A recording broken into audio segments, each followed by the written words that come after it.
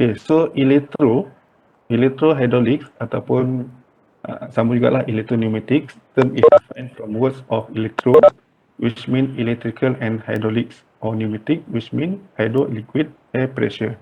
Dia combine. Maksudnya apa yang kita telah belajar dalam hydraulic dan pneumatic sebelum ni, kita tambah lagi, kita combine pula dengan electro. Okay. So the electrohydraulics ataupun electropneumatic equipment and system is an integration of electrical and mechanical components. Okay. Dia adalah integration antara electrical dan juga mechanical components. Maksudnya awak kena mahir lah. Sebelum awak dah masuk elektro ni, awak kena mahir dulu yang bahagian mechanical components. So apa yang kita belajar tentang power supply, controller, valve, kemudian ada output dari segi actuator, benda tu kita dah faham, kemudian kita nak operate benda tu secara manual ataupun menggunakan electrical. So electro-hydraulic controllers have a hydraulics power section, kemudian in an electro-hydraulic control, the signal control section is made up of electrical components, for example the proximity, switches and release. Okay. So dekat elektro ni dia ada satu signal section, okay, signal control section. Okay, kalau awak tengok dekat dalam flowchart ni, kat situlah kita nak kena belajar. Kita gunakan switch, kita gunakan proximity switch, kita gunakan limit switch, kita guna release, contactors, itu semua dekat dalam bahagian signal control section. Okay. Macam mana kita nak memberi input kepada kita punya sistem. Kemudian the directional control valve DCV behave as a medium between the electrical signal control section and the hydraulic power section in the controller. Okay. So dia sebagai perantara lah DCV ni sebagai perantara antara kita punya input dan juga kita punya output tu. Okay, so bila kita dah deal dengan elektro, maksudnya elektro ataupun electrical ni kita mesti ada satu power supply lah. Okay, power supply untuk memberi current kepada kita punya komponen tu ataupun kita punya sensor tu. Okay, so kita kena supply dia dengan menggunakan nilai voltage yang sesuai. Jadi kita kena sediakan satu power supply. So power supply ni konsep dia macam kita punya PC, kalau awak tengok awak punya desktop semua tu, okay, macam motherboard ke semua, memerlukan satu voltage tertentu lah, dia punya current tertentu. Jadi kita kena ada satu power supply. So power supply ni tujuan dia untuk convert, okay, nak convert daripada nilai yang tinggi 230, kita punya supply dekat rumah tu sebanyak 230 hingga 240, kita kena convert kepada 24 volt. Elektro ni maksudnya dia menggunakan power yang rendah, maksudnya 12 hingga 24 volt lah. Dan kemudian dia mesti dalam bentuk DC, direct current.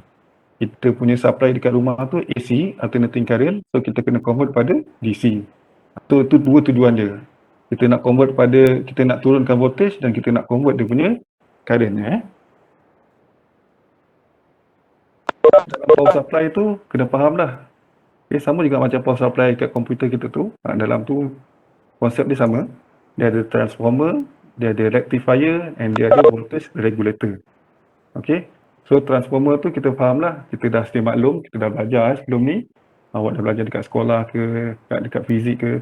Transformer ni gunanya sama ada kita nak menaikkan voltage ataupun kita nak menurunkan voltage. Okay. So dia depends pada kita punya lilitan tu lah. Kan lilitan dekat transformer tu maksudnya kalau input kita lebih besar, output kita tu kecil, lilitan dia maksudnya kita boleh mengurangkan voltage, turunkan voltage tu. Kemudian kita ada rectifier. So rectifier ni gunanya untuk daripada AC kepada DC. Kemudian dia ada letak capacitor kat situ untuk dia nak stabilkan voltage. Kemudian voltage regulator. Okay, yang terakhir sekali untuk stabilize. Dia dah turunkan, kemudian dia dah convert daripada AC kepada DC, kemudian dia stabilkan dia punya voltage tu. Tak nak dia kadang-kadang dia jadi 13 volt, kadang-kadang jadi 12 volt, kadang-kadang jadi 15 volt. Jadi kena ada voltage regulator tu. Supaya kita punya komponen tu nanti dalam keadaan baik lah. Sebab dia ada limit. So setiap komponen ataupun sensor kita very sensitive. Kalau dia kata 12 volt, lepas tu dia ada pula spek. Kan sebelum ni kita pernah belajar experimental method. Dia ada tambah tolak, maksudnya ada dia punya limitation dia. Tak boleh lebih berapa volt, tak boleh kurang berapa volt. Okay, tambah tolak. Mungkin tambah tolak 0.5 volt ke, tambah tolak 1 volt ke. Jadi itu tujuannya voltage regulator. Okey, kemudian untuk elektro ni kita ada dua jenis standard circuit. Pertamanya kita dikenali sebagai IEC, International Electric Circuit. Kemudian yang keduanya adalah JIC, Joint Industrial Council. Okey. So yang atas tu IEC tu standard antarabangsa lah. Maksudnya IEC ni satu dunia pakai. So maksudnya kalau awak kerja dekat US ke, awak kerja dekat Japan ke maksudnya kalau awak deal dengan PLC ke, deal dengan hydro elektro ni, awak bagi circuit ni dalam bentuk IC, awak dah boleh baca. Awak pergi mana-mana pun boleh baca. So semua orang faham. JIC pun sama. So JIC ni kadang-kadang ikut country juga lah. Ikut mana yang selesa. Tapi kalau yang IEC ni lebih pada macam international standard je lah. So yang ni kita panggil dia sebagai ladder diagram. Maksudnya dalam bentuk tangga. Dia satu garis, satu garis, satu garis. Contohnya dekat sini, katalah kita ada satu litar yang lengkap, litar simple lah. Okay, sebelum ni macam kita belajar dekat sekolah, kita ada sel, bateri kat sini. Okay, so ada sel, kemudian kita katalah kita ada satu mentol. Okay, ada mentol. Bila kita sambung macam ni, dah dikira sebagai satu litar yang lengkap. Okay, so bila litar lengkap ni maksudnya dia berfungsi lah. So dia akan menyala. Jadi kita nak buat dalam bentuk IEC ataupun JIC, bentuk dia macam ni. Okay, kalau macam IEC, bentuk dia turun ke bawah. Daripada positif pergi ke negatif. Okay, daripada positif pergi ke negatif. Kalau JIC daripada kiri ke kanan. Okay, dari positif, dia akan pergi ke negatif. So dia punya flow dia dari positif, kena daripada positif pergi ke negatif. Sama juga macam sebelah sini. Ini adalah positif, ini adalah negatif. So flow elektron tu dia akan bergerak dari positif ke negatif. Jadi konsep untuk IEC dan JIC ni, awak kena baca daripada positif, dia akan masuk satu junction. Junction pertama tu yang dia akan pergi ke mentol H ni. Kemudian dia balik ke 0 volt, grounding balik. So dia dah lengkap, so mentol tu boleh menyala.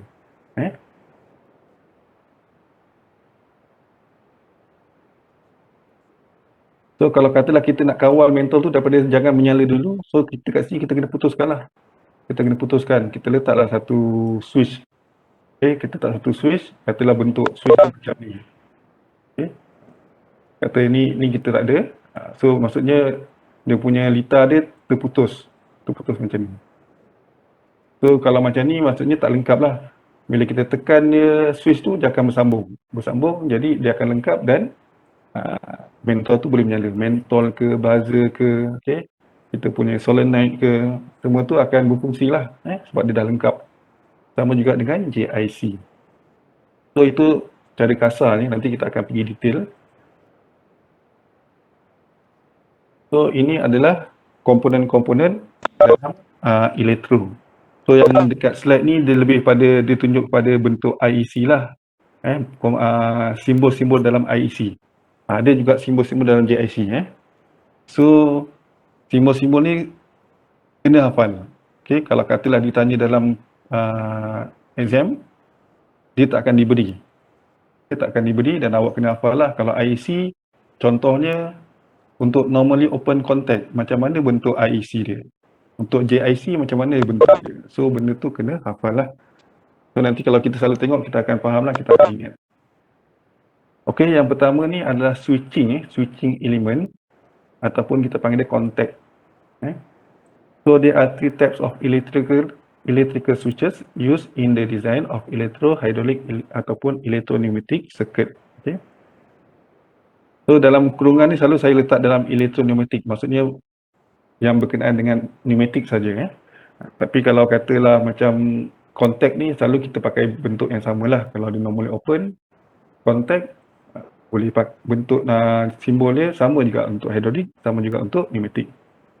Okay, yang pertama adalah normally open, kita panggil dia NO. So kalau katalah NO ni dah faham itu adalah normally open. Contact kedua adalah normally close, NC. Dan juga yang ketiga adalah change over contact. So, apa yang dimasukkan dengan normally open, apa yang dimasukkan normally close? So, normally open ni adalah keadaan switch tu yang dalam keadaan terbuka. Okey, dalam keadaan awal dia terbuka. Itu panggil dia normally open.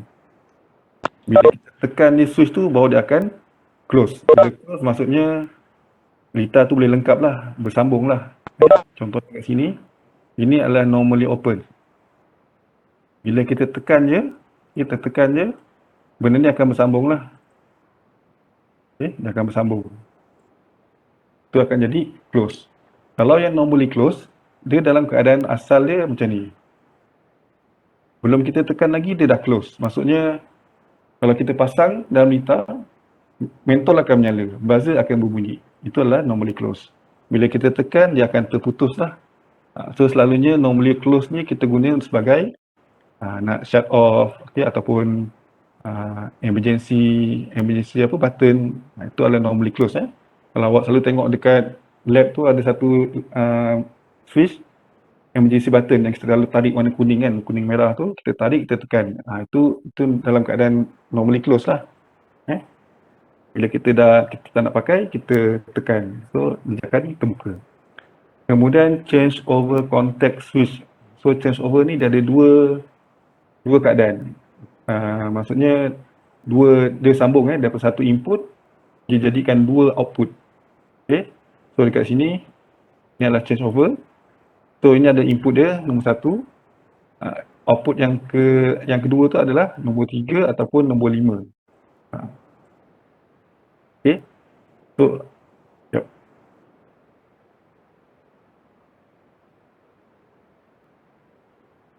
Okay. So input dia nombor 1, output dia sama ada nombor 2 ataupun nombor 4. Okay. Sebab apa nombor dia macam tu? Selalunya kalau input adalah nombor ganjil, output adalah nombor genap. Itu kena ingat Kalau input tu biasanya ada input ada nombor ganjil. So nombor 3 tak ada sebab dia ada satu je input. Tapi dia ada 2 output. Jadi nombor 1 sambung dengan nombor 2 ataupun nombor 4. So pilihlah sama ada awak nak sambung di nombor 2 ataupun nak sambung ke nombor 4. Itu kita panggil dia sebagai change over. Kita nak tukar sama ada kita nak pergi litar yang nombor 2, kita nak pergi litar yang sambung ke nombor 4. Okay, itu ada change over. So ini adalah bentuk dia, okay. Dari segi design dia, push button normally open contact. So kalau baca dekat sini, in the normally open version, the circuit is open when the push button is in the normal position, not press. So dekat sini boleh nampak lah dia terbuka, okay. Dia terputus dekat sini. So bila terputus maksudnya litar kita takkan lengkap lah. Katalah kita sambung dia ni nombor 1, ni nombor 2. So dia tak boleh mengalir. Elektrik tu tak boleh mengalir. The circuit is closed when the control stem is activated. Current then flows to the consuming device. If released, the push button is returned to its original position by spring pressure. So maksudnya kita kena tekan je benda ni, push button ni untuk dia nak on. Okay, kalau kita lepas maksudnya spring ni akan menolak balik dalam keadaan asal. So jadi litar tu akan terputus balik. Itu adalah push button lah. So ada juga yang push button bila kita tekan dia melekat. Mungkin dia punya design dia, mekanisme dia lain lah. Macam ni mekanisme dia gunakan spring. Kita tekan, lepas dia pantul balik ke belakang. Dia bounce balik ke belakang. Okay. Kemudian ada normally close. Okay, ini normally close. So kalau normally close, awak tengok dekat sini, dia dah dalam keadaan bersambung. Okay, dalam keadaan bersambung. Jadi bila kita tak tekan, dia akan sesa mengalir. Bila kita tekan dia akan terputus. Itu adalah normally close. So benda ni kena faham, nanti kita akan gunakan dalam eksperimen. Okay. Kemudian yang terakhir, yang ketiga adalah change over. So change over dia tak tunjuk, tak apa. Kalau change over sama juga. Satu tu dia macam switch, dia macam selector lah. Kita nak pilih ke output nombor 1 ataupun output yang kedua. Okay, ini macam mana kita nak design dalam kita punya IEC, okay, ataupun JIC. Okay, konsep dia macam ni, kat mana kita gunanya push button ni. So, ini adalah normally open. Normally open, kalau dalam IEC, push button ni dia bentuk macam ni lah. Ni kita punya lampu. So, maksudnya kat sini, elektrik tu tak boleh mengalir sebab dia terputus dekat sini. Dia dalam keadaan terbuka. So, ini adalah normally open. Jadi, bila kita tekan saja, dia akan menyala. Tapi yang normally close pula, bila kita tak tekan, dia dah dalam keadaan tertutup. Dah bersambung, jadi dah mengalir. So yang merah ni maksudnya dia dah mengalir lah, electrical dah mengalir. So lampu tu dah menyala. Bila kita tekan je S1 ni, lampu tu pula tertutup. Padam.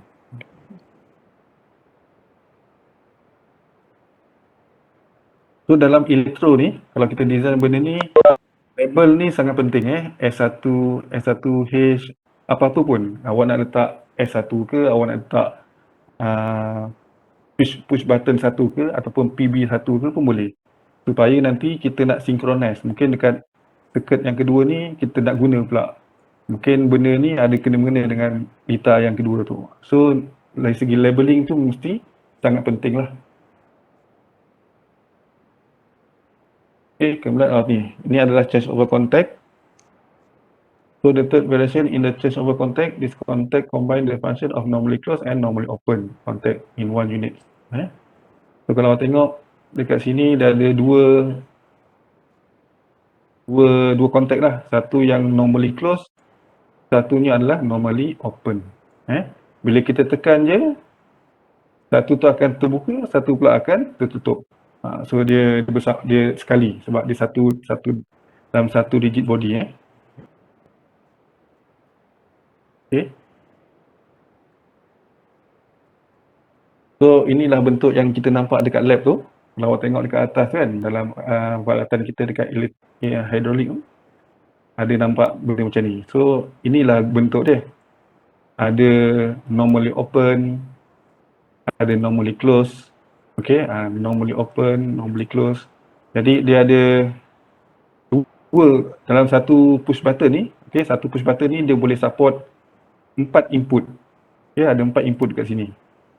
Dua dia digunakan untuk normally open, dua lagi normally close. Okay. So nanti kita akan guna benda ni.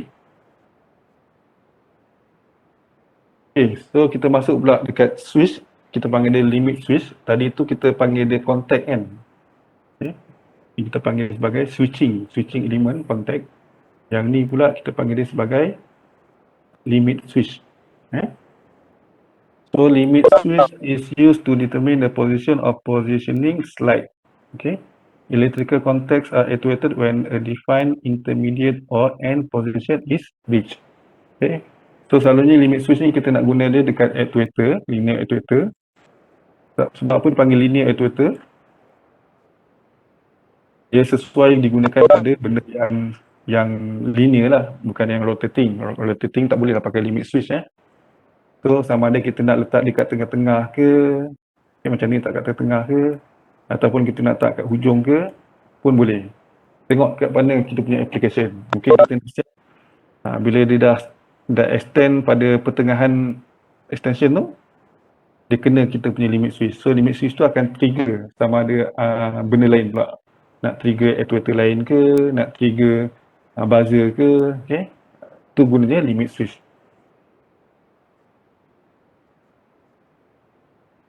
So activation is generally affected by a cam activating a movable operating lever. Limit switch can be connected up as normally open, normally closed or change over contact. So dalam satu unit, kalau tengok limit switch ni dalam satu unit, dalam tu dia dah siapkan 3 jenis. Okay. Kita boleh apply sebagai normally open ke, kita nak pakai sebagai normally closed ke, ataupun kita nak pakai sebagai change over. So terpulang kat dalam tu dia dah combine semua. Just kita connect dia ikut numbering tu kat mana numbering ni. Okay, so macam tadi saya cakap, kalau untuk satu ni selalunya common adalah input lah. Okay, nombor 2 dan nombor 4 ni adalah dia punya output. Okay, kalau tengok sini kita punya common input kita sambung kat sini. So dia terputus kan, dia terputus sama ada dia nak sambung ke sini ke ataupun dia nak sambung ke sini. So yang ni yang kita tahu inilah normally open. Yang ni pula dia dah sentiasa bersambung, ni adalah normally close. So bila kita tekan, mungkin yang close tu akan terbuka, yang open ni pula dia akan bersambung. Itu maksud dia. So dia ni dia punya apa, dia punya switch dekat ujung ni lah. Kita kena tekan benda tu. So ni kita apply dekat JIC ataupun AC. So gambar dia macam ni. Kalau tadi untuk push button macam mana, kalau limit switch macam mana bentuk dia. So bentuk ni kena hafal. Ini dalam keadaan dia belum touch lagi. Bila dia dah touch, kena letak arrow macam ni. Ini maksudnya kita tahu limit switch kita tu dah touch. Maksudnya dah mungkin kita dah tekan. Kalau kita pasang kita punya litar tu dalam keadaan normally open, dia akan bertukar keadaan dalam keadaan kontak tu akan jadi close. Kalau normally close, dia akan bertukar jadi open. So kena faham.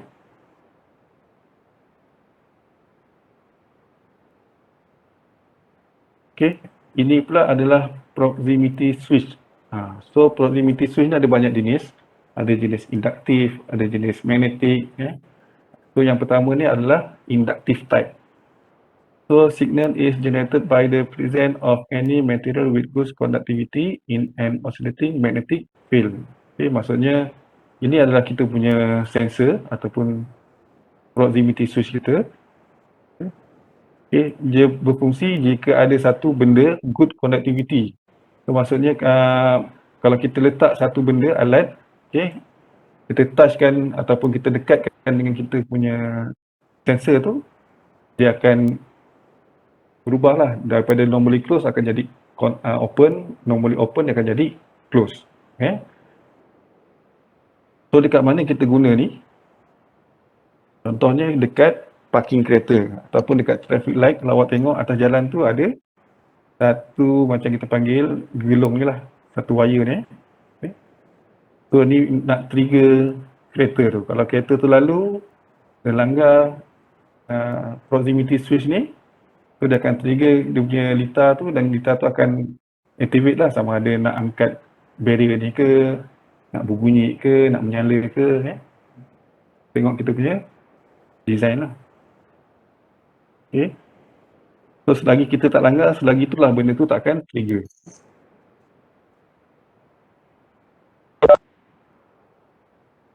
Okay. Kemudian yang kedua adalah jenis capacitive type. Okay. So signal is also generated by all insulators with high dielectric constant in an electrical field. Okay, ini jenis capacitive type. Okay.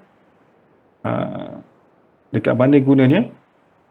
Okay, selalu digunakan pada flow sensor, pressure sensor, liquid level, spacing, thickness, ice detection.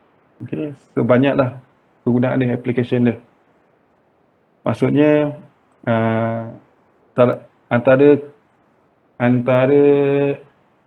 penggunaan yang common sekali yang kita faham, capacitive type ni kita punya contohnya macam touch screen. Okay, macam kita punya laptop ke, kita punya monitor. So kita nak bagi input kat kita punya touch screen tu, itu adalah jenis capacitive type ataupun kita punya handphone tu. Kita kena sentuh benda tu.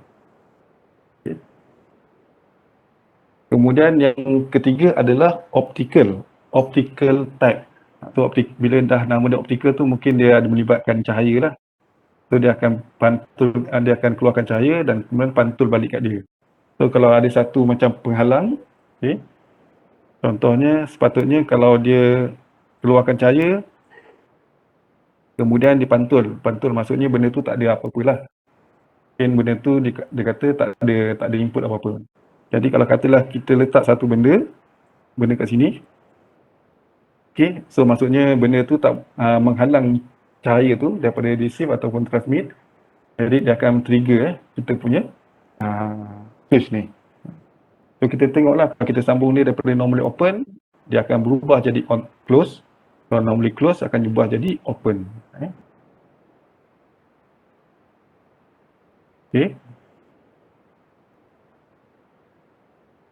So kat mana gunanya? Ni selalu antara contoh penggunaannya adalah dekat conveyor system. Contoh dekat conveyor system, dia nak detect botol. Okay. Contohnya dia dah detect botol tu, lepas tu barulah dia boleh buat stamping. Maksudnya dia boleh buat stamping untuk cap tarikh ke ataupun dia nak buat label ke dekat botol tu. Selagi dia tak detect botol, maksudnya dekat atas ni dia tak akan trigger lah. Benda ni tak akan trigger. Bila dia botol ni dah bergerak je, dia langgar sensor cahaya ni, automatik dia trigger benda ni. Okay. So benda ni akan buatlah operation. Sama ada nak stamping ke, nak buat labeling ke, okay, nak buat apa-apa kerja lagi lah, nak buat drilling ke, okay, nak buat tebuk. Okay. So benda tu bergantung pada input ni lah. Jadi selagi tak ada botol, dia takkanlah bergerak. Dia tak akan buat kerja. Dia tak akan function lah yang atas tu. Itu antara contoh penggunaan proximity switch. Okay. Yang kemudian yang keempat adalah magnetic type. So magnetic type ni, signal is generated by magnets whose field close the built-in contact in the switch, known in industry as reed switch. Okay, ni kita selalu pakai contohnya macam kita punya kad kerja ke, okay, kad pelajar tersebut, contoh nak buka pintu, pintu pejabat ke, pintu kelas ke, awak kena sentuh kad awak. Okay, sentuh kad awak dalam tu, barulah pintu tu terbuka. Itu adalah konsep magnetic type. So ni contohnya. Okay. So magnet ataupun identiti dalam kad kita tu dia akan bagi input lah kepada kita punya sistem. Okay. Katalah benda tu jenis yang open system ataupun kita tak ada buat security, tak ada buat lock apa-apa. Kita tak ada set ID ke, tak ada set dia punya identity card tu. Maksudnya awak pakai benda-benda apa yang berkenaan dengan magnet ke, kalau kad apa-apa, letak je dia boleh terbuka. Tapi kalau dari segi security mungkin awak kena tambah lagi satu sistem lain. Okay. Contohnya dalam setiap kad tu ada satu dia punya identification number dia. Identification number tu awak kena pairkan pula dengan sistem, dalam sistem pintu tu. Kalau dia tengok bila awak dah touch, lepas tu dia akan pair pula nombor tu.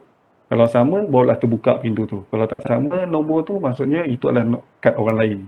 So, pintu tu tak boleh buka. Itu konsep dia lah.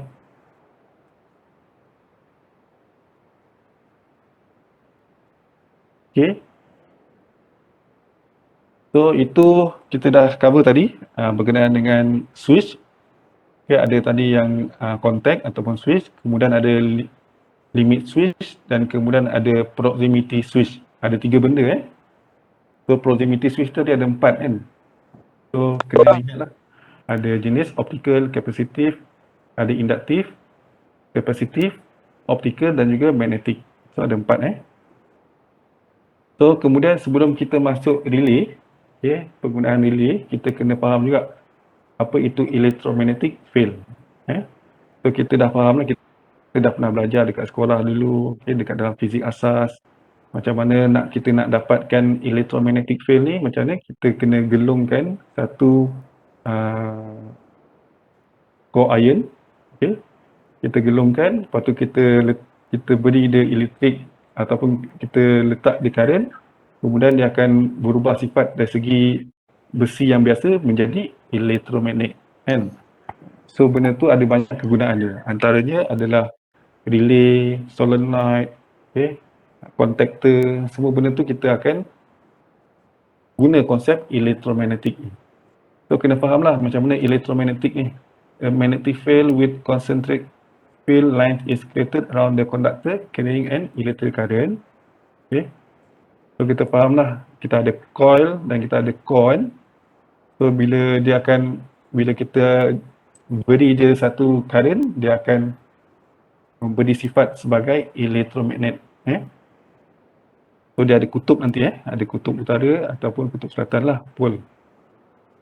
Okay. So ini konsep dia elektromagnet. So kita ada iron core kat tengah-tengah ni, lepas tu kita ada coil. Coil ni maksudnya gegelung, okay, gegelung wire. Kita lilitkan iron core tu, kemudian kita berikan elektrik. Okay, kita berikan elektrik dan iron core tersebut akan berubah sifat dari segi dari iron biasa kepada elektromagnet. Okay, pada elektromagnet. So dia bila dah jadi elektromagnet, dia akan melekat lah ataupun menolak ikut pole tersebut. Okay. So by appropriate alignment of elementary magnet and iron core can be made into a switchable electromagnet. So kita faham dan kita dah tahu, okay, dah sedia maklum, elektromagnet ni, iron core ni, dia dah berubah kepada magnet, elektromagnet, dan kita boleh kawal. Maksudnya kita boleh macam mana kita nak meningkatkan medan magnet tu, sama ada dua cara. Sama ada kita naikkan nilai current ni ataupun ampere A ataupun current I ataupun voltage V, ataupun nilai coil ni, nilai lilitan ni. Lebih banyak lilitan tu maksudnya ni magnet kita tu lebih bertambah kuat lah. Itu dua benda ataupun dua prinsip yang boleh kita gunakan dalam elektromagnet. Okay, so dekat mana kita nak apply elektromagnet tu?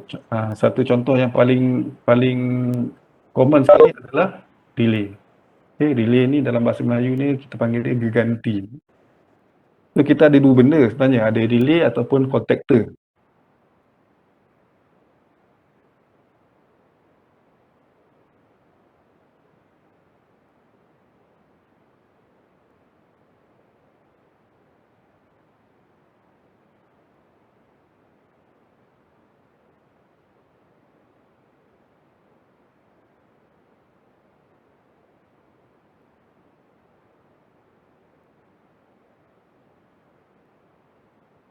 That contains electromagnetically actuated switches. Okay.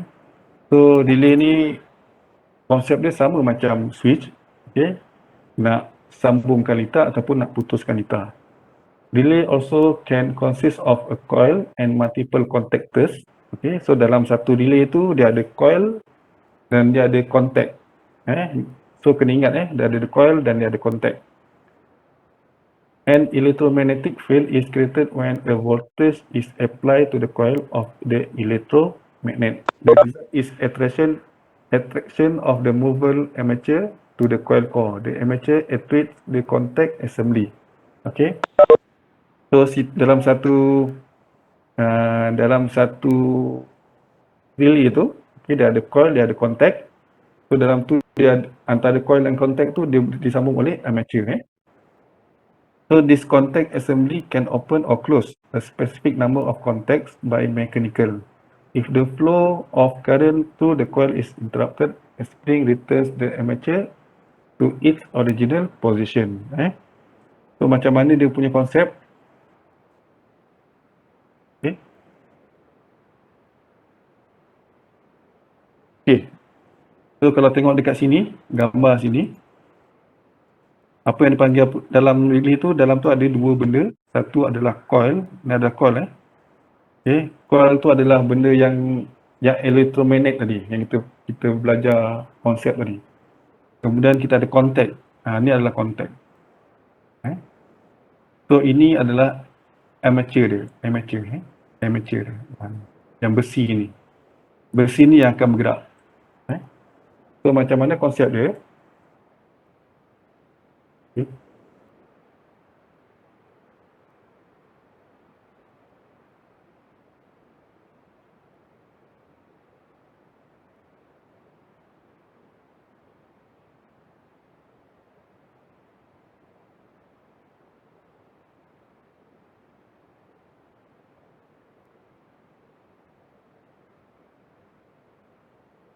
Sekejap. Sangkut tak?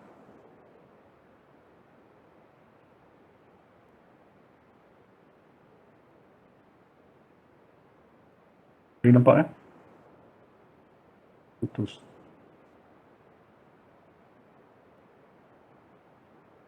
Okay.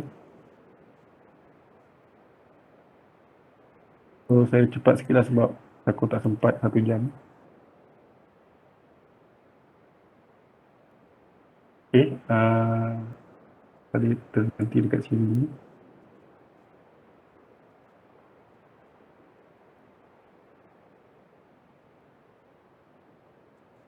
Okay, so sini ada coil dan ni adalah contact. Contact. Dan besi ni kita panggil dia sebagai armature. Okay, konsep dia dia ada 2 litar sepatutnya. Ada 2 litar. Awak kena sambung. 1 litar tu kita kena sambung berkenaan dengan coil ni. Okay, kita nak energize coil ni. Lagi kita tak beri current kat coil ni, maksudnya coil ni tak akan bertindak sebagai elektromagnet lah. Dia jadi sebagai besi biasa je. So A1 dan A2 ni awak kena sambung lah. Inilah satu A1, ni adalah A2 kata So ni adalah coil. 4 segi ni adalah coil. So bila dia sambung, katalah elektrik ni masuk current sini. Bila dah masuk sini, ini akan coil ni akan energize. Okay, dia akan bertindak sebagai elektromagnet. Bila dah jadi elektromagnet, maksudnya padam balik benda ni, tak nampak. Tu maksudnya bila dah jadi elektromagnet, armature ni selalu dibuat daripada besi lah. Okay, dibuat daripada besi. Bila dah jadi magnet, dia akan tarik besi ni. Bila tarik besi ni, benda ni dia akan tertarik lah sekali pergi ke sebelah keempat ni. So dekat sini ada 2 port lagi. Satu ni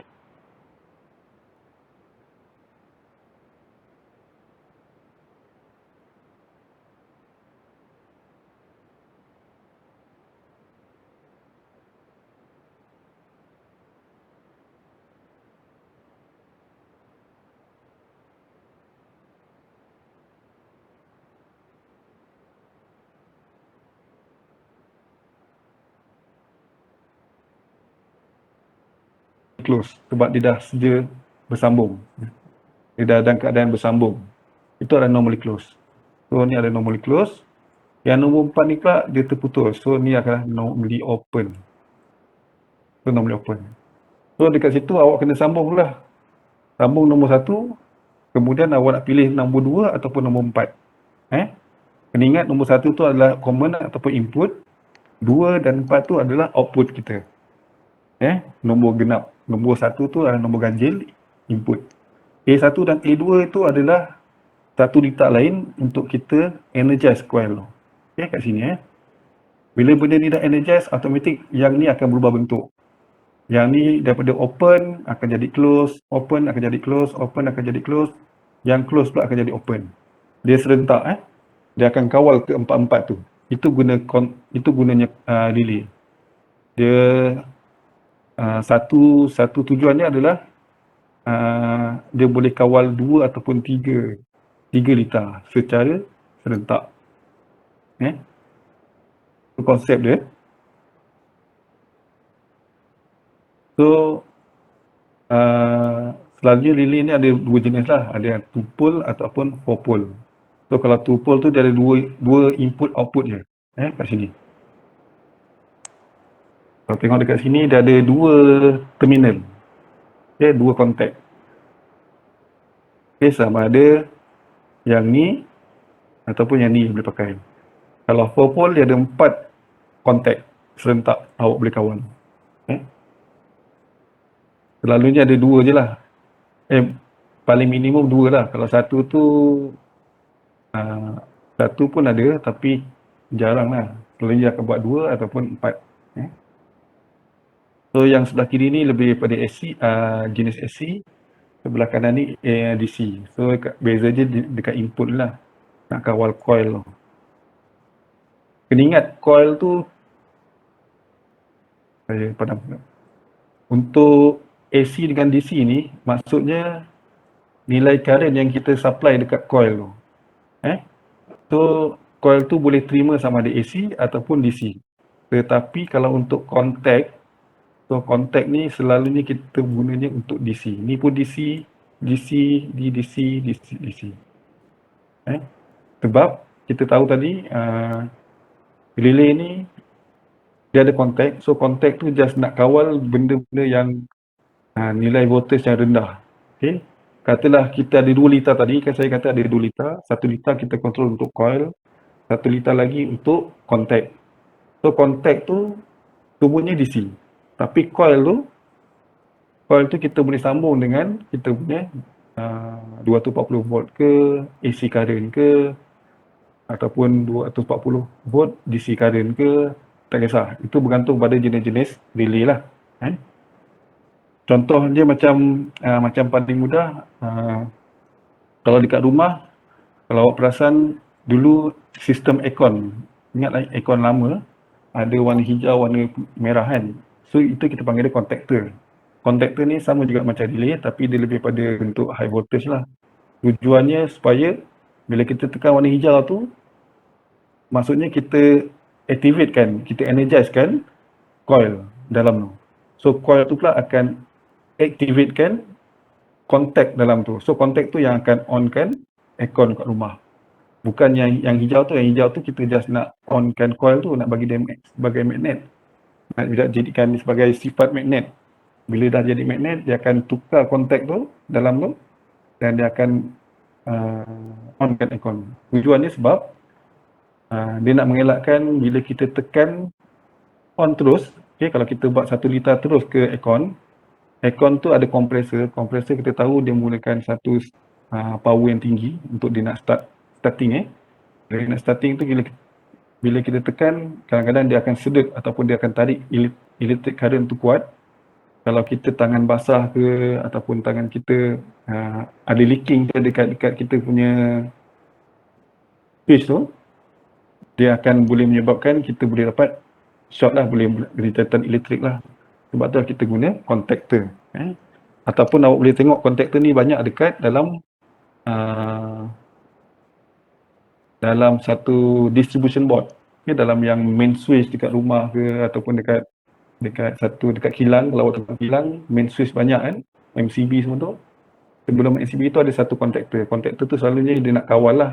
Bila kita nak tutup liter, sebabnya kalau kawasan yang memerlukan high voltage, kita kena kawal dia menggunakan voltage yang rendah lah supaya nak bagi safety pada tangan kita. Itu kegunaan relay. Dan juga relay ni kita nak on kan serentak. Sama ada 2 ke 3 ke 4. Bergantunglah pada kita punya application. Okay. So coil tu kita boleh sambung sama ada AC ataupun DC, tapi contact tu selalunya dalam bentuk DC lah.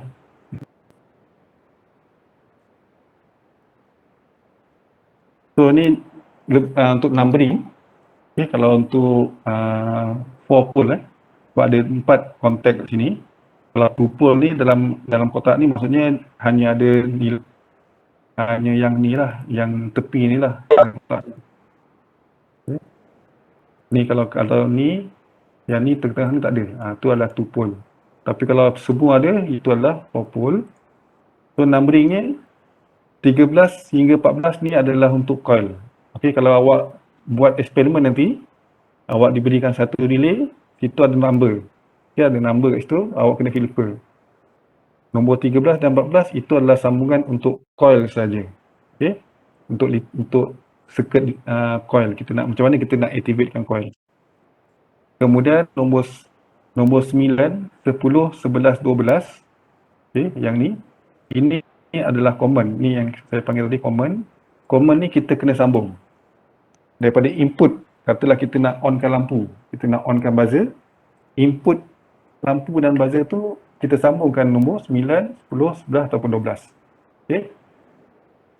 Kemudian kita nak pilih pula sama ada kita nak sambung lampu tu sebagai normally close ataupun normally open. So kalau kita nak sambung sebagai normally close, kita sambung kat nombor 1. Nombor 9 dengan nombor 1. Kalau awak pilih nombor 9, awak kena pilih sama ada 1 atau 5 lah. Jangan awak pilih nombor 2 ke 6 ke 3, 4, 7 sebab dia bukan satu kontak yang bukan pasangan ni lah. Kalau nombor 9 kena sambung antara 5 atau 1. Untuk 10 sama ada 6 atau 2. 11 sama ada 7 atau 3. Macam tu. So kalau awak nak sambung sebagai normally close, sambungkan 9 dengan 1. Normally open, sambungkan nombor 9 dan nombor 5. So ni nanti awak akan guna dekat lab. Ni dia punya bentuk dia. So dia ada tapak, selalu ni relay ni ada tapak lah, ada base dia. Relay tu kita dah cucuk je dekat tapak tersebut. So kita wiring semua, kita buat pendawaian semua melalui tapak dia. Dekat relay tu tak ada pendawaian lah, tak ada wiring lah sebab kita boleh tukar. Katalah rosak, kita boleh tukar. Contoh paling mudah sekali awak tengok dekat dalam fuse kereta. Dalam fuse kereta tu selalu awak akan nampak satu kotak, bentuk kotak kan. So kotak tu lah kita panggil sebagai relay. Relay. Ini bentuk dia. So, macam mana kita nak sambung dalam bentuk JIC atau MAC. Tadi kita dah belajar, saya dah tunjukkan yang paling simple. Contohnya kita ada satu litar, kita ada push button, katalah ni push button, normally open, kemudian terus lampu kan, lepas tu terus ke negatif, tu dah lengkap. Jadi benda tu dah boleh berfungsi. Kalau kita nak guna relay, so kita kena sambung macam ni lah. Yang pertama kita kena sambungkan kepada coil dulu.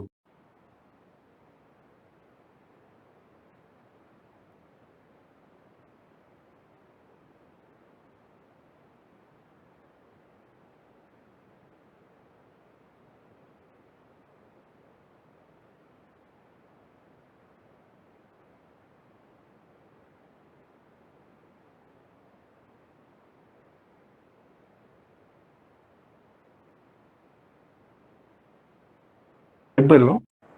So kalau katalah relay ada dua komponen. So kalau coil tu awak label dia sebagai K1, kontak tu awak kena label juga sebagai K1. Jangan awak buat K2 pula.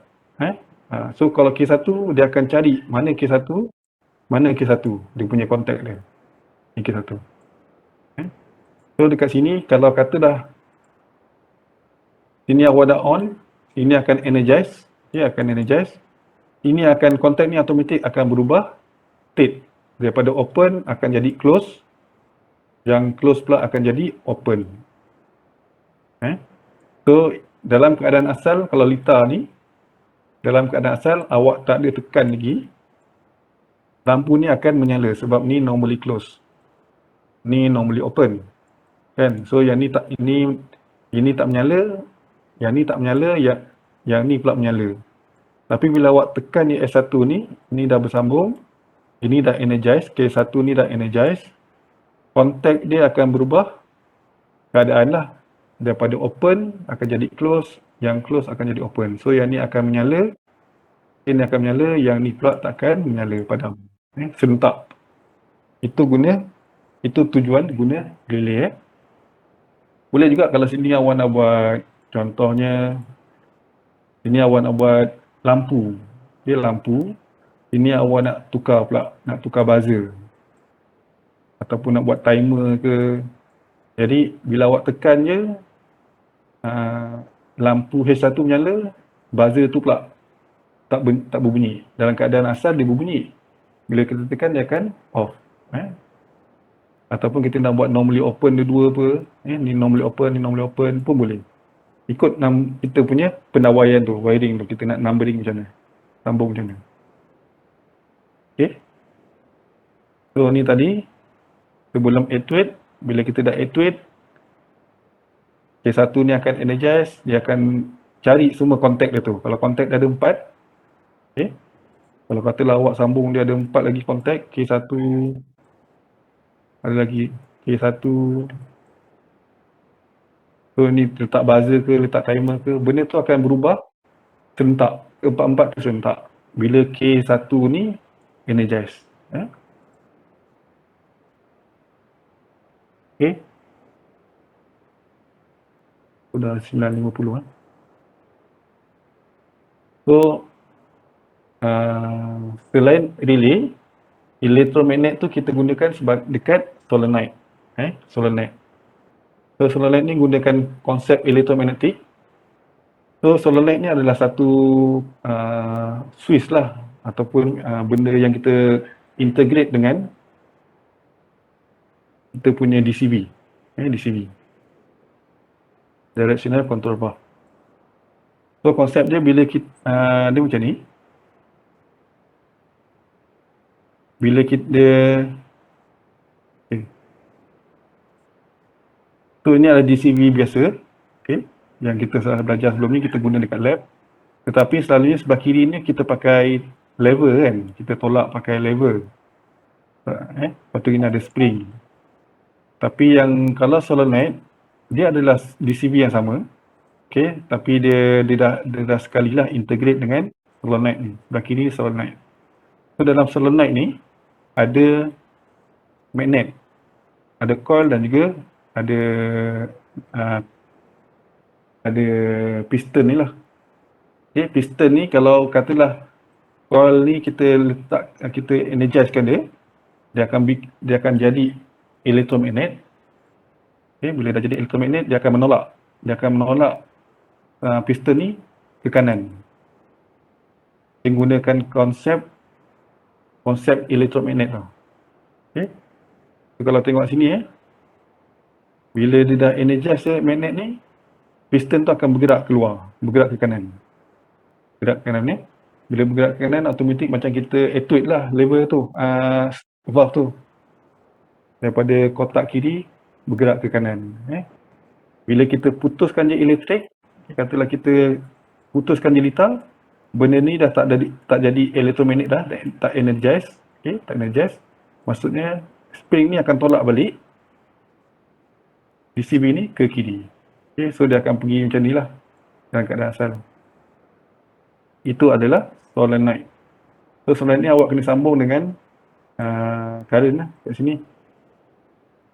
Positif dan negatif. So ada dua jenis solenoid. Satu kita panggil dia dry solenoid. Kedua adalah wet solenoid.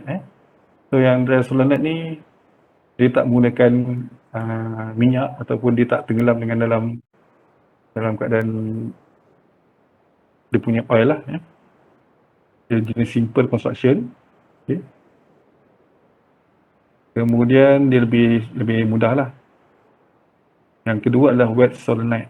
So wet solenoid ni dia terendam, dia punya piston ni terendam dalam fluid. Maksudnya minyak tu ada dalam piston. So tujuannya bila kita banyak kali guna, dia akan bila kita on off banyak kali kan, mungkin 24 jam ke, so benda tu bila gerak tutup kan. Jadi mungkin dia akan jadi panas lah. Kalau dry solenoid tu dia akan jadi panas. Bila jadi panas, haba tu sebagai satu rintangan ataupun mengurangkan efisiensi untuk kita punya valve tersebut. Mungkin dia boleh rosak ke, dia boleh jam ke. Jadi kalau nak lebih tahan lama, kita gantilah dengan wet solenoid. Wet solenoid ni dia lebih tahan lah daripada haba, low friction, little abrasion, good heat dissipation, long service life. Itu kegunaan wet solenoid.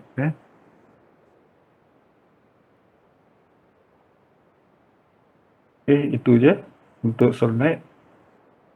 So habis berkenaan dengan chapter 9.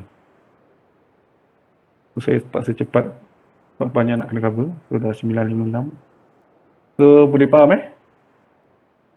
So dekat sini yang paling penting, yang awal-awal ni jenis switch lah. Power supply. Kemudian kita ada switch. Kita ada switch ada normally open, normally close, switch over. Kemudian kita ada limit switch. Kita ada proximity switch. So proximity tu ada 4 jenis pula. Ada jenis ada jenis induktif, ada jenis kapasitif, ada jenis optical, ada jenis magnetic. So ni benda ni kena faham lah, ini lebih pada teori lah dan dekat mana kegunaan dia. Dan konsep dia sama, awak nak on kan, awak nak trigger litar awak tu menggunakan cara apa? Nak guna cara kapasitif ke, nak guna cara induktif ke, nak guna cara magnetik ke, terpulang. Tengok kita punya application. Tapi tujuan asal dia, tujuan utama ni adalah satu, kita nak on litar kita tu. Kita nak on ataupun kita nak putuskan. Kalau normally open, kita nak on kan lah. Kalau normally close, kita nak putuskan lah. Kemudian kita belajar berkenaan dengan elektromagnet. So elektromagnet ni kita tahu besi tu kita lilitkan, kita letak current dan dia akan berubah jadi elektromagnet.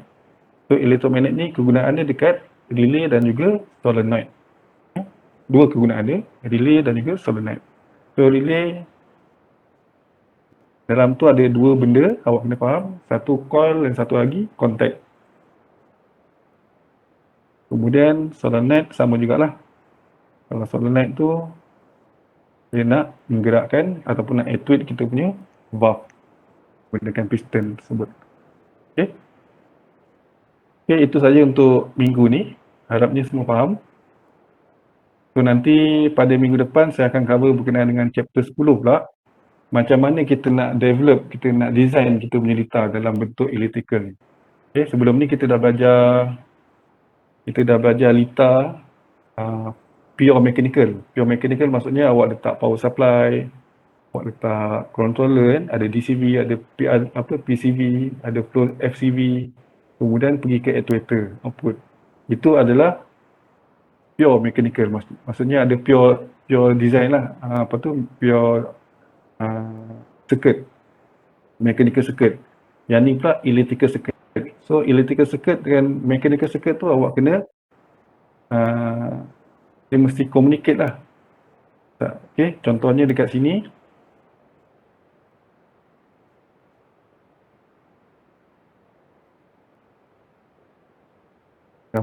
Okay. So dekat sini ini adalah untuk electro circuit. So nanti bila awak buat, awak kena lukis lagi satu yang mechanical circuit. Mechanical circuit tu awak kena tunjuk pula dekat mana gambar S1 ni. Okay. So dekat mana nilai S1 ni. Lepas tu kalau katalah benda tu ada buzzer ataupun ada lampu, dekat mana lampu tu dalam mechanical circuit. Okay, katalah sini kita nak gantikan dengan actuator. Okay, dengan solenoid. Solenoid dia punya lambang ni macam ni. Lambang dia macam ni. So awak kena buat macam ni lah. So solenoid ni, solenoid satu, katalah SOLA. SOLA ni awak kena labelkan dia dekat gambar yang satu kat sini. Contohnya kita punya litar ada satu valve kan, ada macam ni, ada macam ni. So ini ada satu solenoid. So solenoid ni awak kena labelkan dia SOLA. So dia tahulah yang solenoid A ni adalah nak actuate yang solenoid yang ni, valve yang ni. So valve ni bila kita actuate, dia akan gerakkan kita punya actuator ni. So awak kena lukis dua litar. Okay, litar yang satu tu sebelah kiri yang awak dah pernah buat dekat lab 1 dan 2. Nanti awak kena lukis pula litar elektro ni. So dia akan communicate lah. So yang tu akan saya akan ajar dalam chapter yang ke-10 lah. Okay. So rasanya setakat tu je untuk hari ni sebab dah pukul 10 awak ada kelas lagi. Okay. So setakat ni semua faham Boleh? Boleh faham? Okay, kalau boleh faham, nanti kita akan apply dia dalam lab minggu depan. Kita tengok. Selagi kita tak buat, kita tak faham lah. Cuma belajar dekat slide ni kan. So nanti kita buat. Baru kita nampak dia punya konsep tu. Kalau awak perasan dekat dalam lab ada satu conveyor belakang tu, itu macam-macam ada. Ada solenoid, ada limit switch, ada proximity switch semua ada actuator semua ada. Macam mana pergerakan satu conveyor system, kat situlah. Kat situ yang kita akan belajar nanti.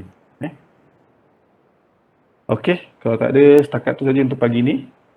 Okay, so terima kasih semua. So lab 3 kita akan start minggu depan. Minggu ni tak ada. So, minggu ni ada test test 1 kan. Test 1, midterm test pada hari Rabu . So good luck semua, dan terima kasih dan Assalamualaikum. Jumpa lagi minggu depan.